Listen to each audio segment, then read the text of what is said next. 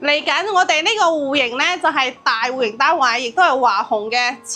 級靚仔嘅大戶型。咁呢，睇翻個景觀呢，亦都係高爾夫球景啦，包括我哋海一嘅山景啦、湖景啦。咁成個戶型嘅佈局呢，就係大嘅146平，咁南北對流啦，因為咁樣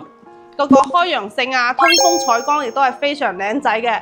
咁嚟睇翻我哋嘅餐廳嘅佈局先，因為我哋係南北對流嘛，有個生活陽台嘅。咁成個嘅餐廳過嚟就係我哋嘅廚房啦，廚房其實都係七字形嘅，比較闊綽啦，放個大冰箱、雙門冰箱係冇問題嘅。咁出翻嚟呢，我哋可以睇翻我哋一個生活陽台。咁呢個陽台呢，睇出去嘅景觀呢，亦都係冇遮擋嘅。咁前面呢，就係我哋嘅博愛路啦，係一個非常之出名嘅路段，包括去市中心亦都係好方便嘅仔嘅。咁睇翻成個嘅佈局先，咁房間呢係有4間房嘅，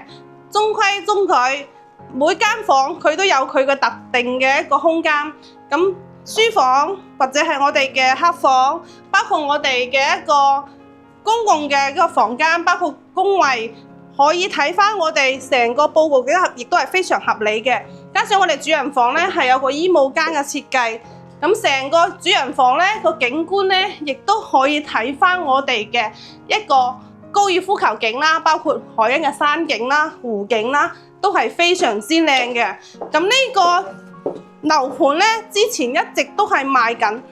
2萬幾一個平方嘅，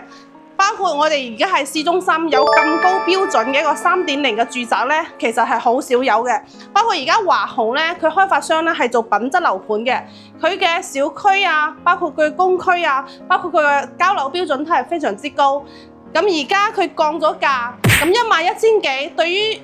中山嘅核心中心嚟講，其實呢個價錢買到呢個稀缺資源真係非常之值，因為呢個景觀喺海欣嗰邊嗰啲單位都係去到差唔多2萬幾一平嘅，咁而家佢降到1萬零蚊，11000出頭嘅一個價錢，仲要帶精裝修嘅，我覺得係可以入手啦。想對市區呢種高標嘅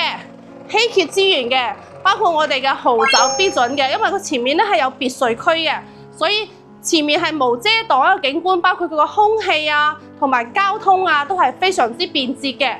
咁如果咧你哋想喺我哋中山嘅市中心買到啲咁好景觀嘅樓盤呢，